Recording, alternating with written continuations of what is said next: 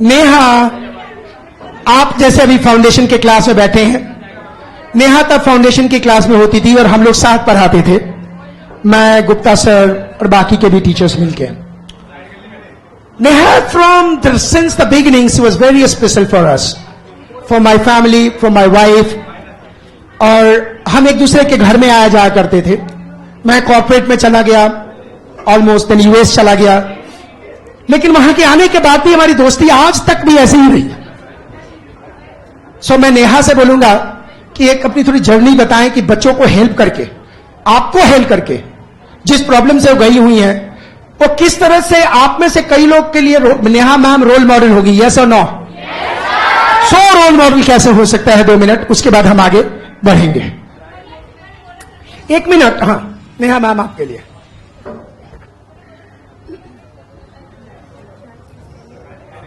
देखिए, इसको कहते हैं ओबीडियंस. आपको 4-4 घंटा नेहा मैम सुनाती रहती हैं. अभी पापा से पूछ रहे हैं मैं क्या बोलूं. चलिए मैम. हाँ जी, कैसा लगा प्रोग्राम आपको? पहले तो ये बताओ. मजा आ गया ना?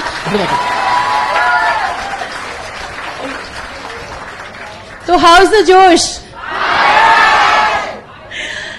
तो सबसे बड़ी बात जो है वो ये है कि आप कांच पे चल सकते हो, आप आग को मुंह में रख सकते हो. मतलब that is the power of your mind and the power of your thoughts. तो आपके माइंड में और आपके थॉट्स में बहुत पावर है. वो मैं वैसे भी आपको बताती हूँ, और आज आपने कुछ देखा भी है.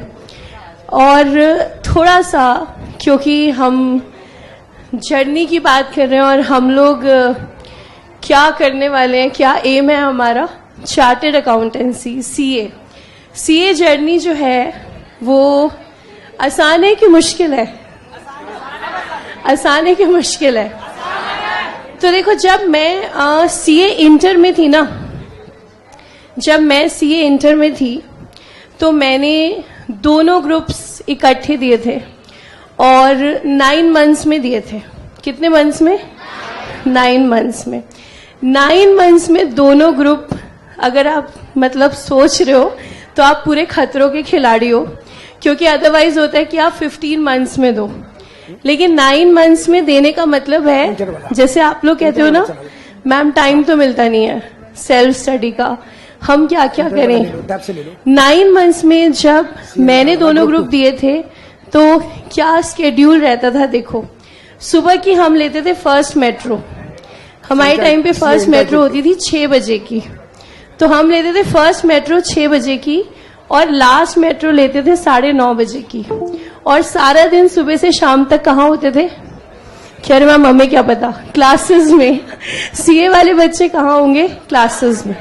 सुबह से लेके शाम तक आपकी क्लासेस हैं और फिर अगले दिन वही है, होमवर्क भी करना है, सेल्फ स्टडी भी करना है. तो हम कब पढ़ते थे? मेट्रो में जो 2 कंपार्टमेंट होते हैं ना कनेक्टिंग, वहां हम बैठ जाते थे, सारा हमारा ग्रुप 7-8 फ्रेंड्स का. वहां बैठ जाते थे, सारी बुक्स हम खोल लेते थे कि जब तक वापस जाएंगे ना घर, तब तक सारा सेल्फ स्टडी हो जाना चाहिए और सारा का सारा होमवर्क हो जाना चाहिए. और हमने ऐसे करा है 9 मंथ्स. और फिर फर्स्ट अटेम्प्ट में सारे ग्रुप ने, सबने क्वालिफाई करा सीए इंटर फर्स्ट अटेम्प्ट में, बोथ ग्रुप्स. हमारा जो सबसे बड़ा एसेट था ना, हमने किसी का ये नहीं सुना कि आप नहीं कर सकते.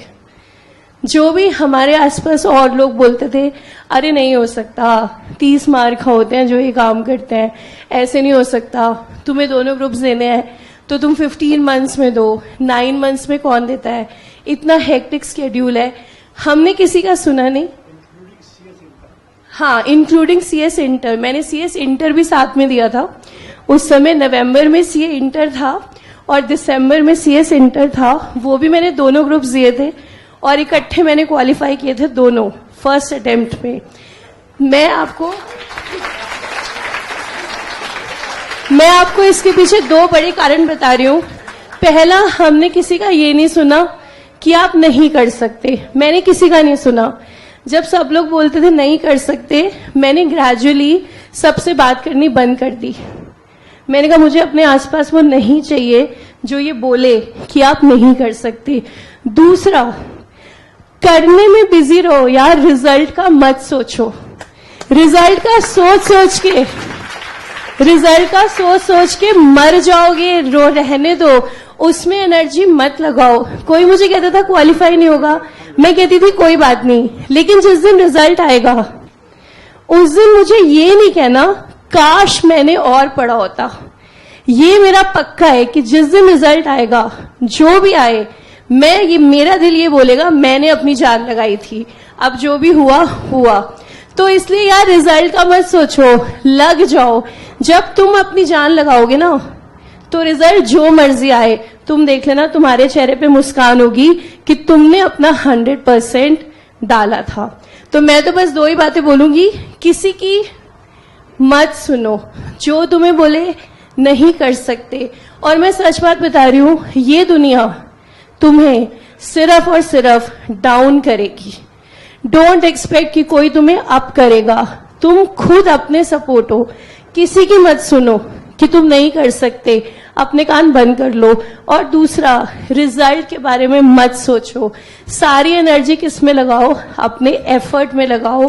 और ये 2 चीजें जो है ना, ये आपको लाइफ में बहुत आगे लेके जाएगी। देखिए, बीच में थोड़ा सा और ऐड कर देता हूं मैं।